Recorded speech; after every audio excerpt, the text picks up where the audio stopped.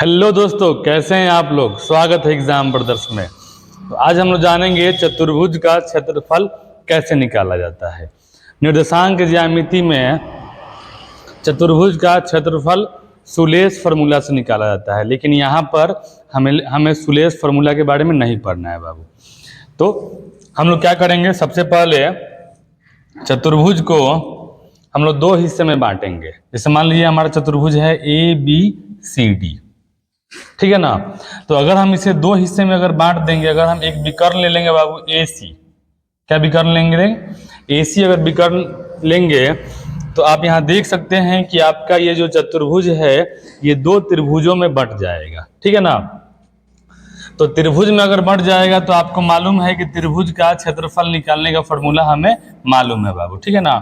तो अगर दोनों त्रिभुज का अगर अलग अलग क्षेत्रफल निकाल के अगर दोनों को अगर जोड़ दिया जाए तो आसानी से हम लोग क्या कर सकते हैं, चतुर्भुज का क्षेत्रफल निकाल सकते हैं। क्लियर है। यानी कहने का मतलब ये है ना कि मुझे चतुर्भुज ABCD का क्षेत्रफल बताना है। किसका बताना है जी, ABCD का क्षेत्रफल।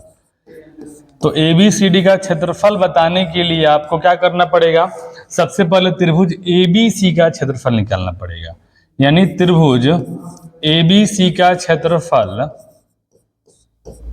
प्लस त्रिभुज ADC का क्षेत्रफल। किसका, ADC का। तो ये हमारा त्रिभुज हो जाएगा ADC का क्षेत्रफल। यानी अगर दोनों का अगर हम क्षेत्रफल अगर जोड़ देंगे ना बाबू तो क्या हो जाएगा, हमारा चतुर्भुज का क्षेत्रफल आसानी से निकल जाएगा। तो मुझे उम्मीद है आपको ये कॉन्सेप्ट समझ में आया होगा।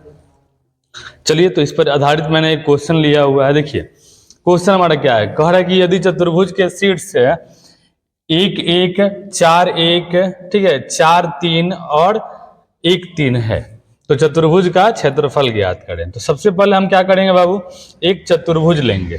क्या लेंगे, चतुर्भुज लेंगे, ठीक है।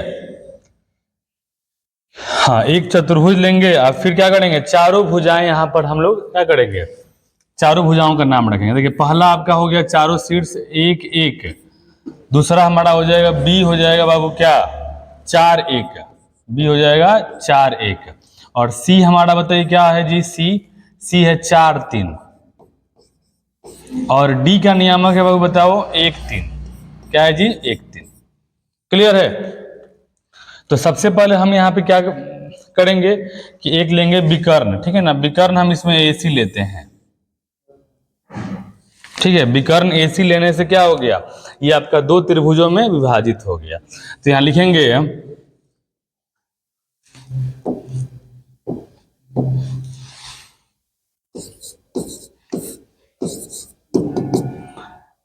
चतुर्भुज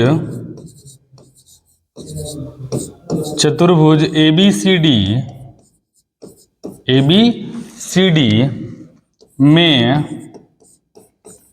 विकर्ण AC को मिलाने से, विकर्ण AC को मिलाने से दो त्रिभुज बनते हैं। क्या बनते हैं जी, दो त्रिभुज बनते हैं बाबू। दो त्रिभुज बनते हैं और हम बारी बारी से दोनों का त्रिभुज का हम लोग क्षेत्रफल निकालेंगे। पहला त्रिभुज बताइए कौन सा है बाबू, पहला त्रिभुज हमारा ABC। क्या है जी, ABC। तो यहाँ लिखेंगे त्रिभुज ABC का क्षेत्रफल, त्रिभुज ABC का क्षेत्रफल। और आपको मालूम है कि त्रिभुज का क्षेत्रफल निकालने का फॉर्मूला क्या होता है, मालूम है ना बाबू, क्या होता है, 1/2 x1 y2 minus y3 plus x2 y3 minus y1 plus x3 y1 minus y2, ठीक है। यानी पहले x1 उसके बाद x2 उसके बाद x3, ठीक है। तो देखिए ABC में आप देखिए x1 का मान क्या है, x1 का मान 1 है, x1। y2 का मान क्या होगा बाबू, y2 का मान हो जाएगा 1 और y3 का मान हो जाएगा 3, तो हो जाएगा 1 माइनस 3 प्लस x2 का मान बताइए, x2 का मान हो जाएगा 4 और y3 माइनस y1, तो y3 का मान 3 और y1 का मान 1, तो हमारा हो जाएगा 3 माइनस 1। x3 का मान बताइए 4 हो जाएगा, x3 का मान भी 4 होगा, ठीक है ना। फिर हमारा y1 माइनस y2, तो y1 का मान 1 और y2 का मान 1, तो हमें हो जाएगा 1 माइनस 1। क्लियर है ना जी।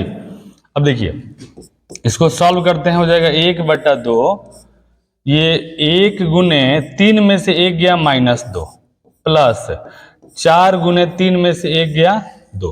क्लियर है। और ये आपका हो जाएगा 4 गुने 1 में से 1 जाएगा 0। क्लियर है ना जी। फिर देखिए हो जाएगा 1/2, 2 एकम -2, 4 दूनी 8, और जो 0 से टकराएगा 0 बन जाएगा। क्लियर है बाबू। तो ये हो जाएगा हमारा 1/2, और ये 8 में से 2 जाएगा तो हो जाएगा 6, तो 2 तिहाई 6, तो बताइए क्या आ गया जी, 3 वर्ग इकाई आ गया। किसका? यानी त्रिभुज ABC का क्षेत्रफल आपका आ गया 3 वर्ग इकाई। यानी ये वाला जो क्षेत्रफल है ये कितना आ गया जी, ये आपका आ गया 3 वर्ग इकाई। अब मुझे नेक्स्ट किसका निकालना है, मुझे निकालना है ADC का। किसका? ADC का निकालना है बाबू। तो लिखेंगे अब त्रिभुज ADC का क्षेत्रफल, त्रिभुज ADC का क्षेत्रफल। तो ADC का क्षेत्रफल निकालने का फॉर्मूला वही होगा 1/2 x1। मुझे बताइए x1 का मान क्या है जी। ADC में x1 का मान हो जाएगा आपका 1, x2 का मान भी 1 और x3 का मान 3। तो बताइए क्या होगा, x1 का मान 1 और y2 माइनस y3 यानी 3 में से 3 जाएगा 0, ये हो जाएगा 1 और 3 माइनस 3 प्लस x2 का मान बताइए बाबू, x2 का मान क्या होगा जी, x2 का मान भी 1 होगा। और फिर आपका क्या था, y2 माइनस y3 था, तो y3 माइनस y1 यानी 3 माइनस 1 हो जाएगा, 3 माइनस 1। देखो ये हमारा x2 का मान 1 और ये 3 माइनस 1 हो जाएगा, 3 माइनस 1 प्लस x3 का मान बताइए आप लोग क्या होगा जी। x3 का मान, x3 का मान है बाबू 4 और उसके बाद y1 माइनस y2 होता है, तो y1 माइनस y2 1 माइनस 3 यानी 4 होगा। x3 का मान हो जाएगा 4 और y1 माइनस y2 1 माइनस 3। अब इसको हमें क्या कर देना है, हल कर देना है। बताइए हो जाएगा 1/2 और 1 गुने 3 में से 3 जाएगा 0 प्लस 1 गुने 3 में से 1 गया 2 अब प्लस ये 4 गुने -2। क्लियर है। अब इसको मुझे सॉल्व कर देना है, तो हो जाएगा 1/2 और जो 0 से टकराएगा 0 बन जाएगा। ठीक है, ये हो जाएगा 1 दूनी 2 और 4 दूनी क्या हो जाएगा -8 होगा ना जी। तो 1/2 उसके बाद बताइए ये हमारा हो जाएगा बाबू 8 में से 2 जाएगा -6 तो ये हो जाएगा 1/2 गुने -6 हो जाएगा क्या 3 बार में। तो देखो -3 यानी जब भी अगर माइनस में आएगा ना तो उसके मॉड में डालकर बाहर निकाल लेना है, क्योंकि त्रिभुज का क्षेत्रफल कभी भी ऋणात्मक होता ही नहीं है। तो ये हमारा हो जाएगा 3 वर्ग इकाई। क्या होगा बाबू, 3 वर्ग इकाई। क्लियर है जी। अब देखो यहां क्या करना है ना, अब यहां पर मुझे क्या करना है, चतुर्भुज का क्षेत्रफल निकालना है। तो चतुर्भुज का क्षेत्रफल निकालने के लिए दोनों को जोड़ देना है। क्या करना है बाबू, दोनों को जोड़ देना है, इसको और इसको जोड़ देना है। तो यहां लिखेंगे इसलिए चतुर्भुज ABCD का क्षेत्रफल बराबर, बताइए क्या होगा जी, यानी दोनों को मुझे जोड़ देना है। तो पहला त्रिभुज हमारा कौन क्या है बताइए, ABC है। क्या है जी, ABC।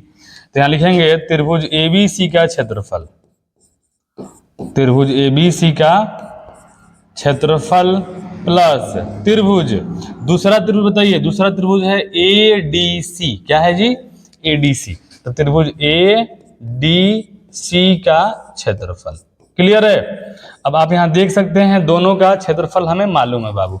ABC का बोलिए कितना है 3 वर्ग इकाई, ABC का 3 वर्ग इकाई, और ADC का भी कितना आ गया है 3 वर्ग इकाई। तो ये हमारा हो जाएगा 3 प्लस 3 क्या हो गया जी, 6 वर्ग इकाई। और ये 6 वर्ग इकाई आपका क्या हो जाएगा, आंसर हो जाएगा। क्लियर है बाबू।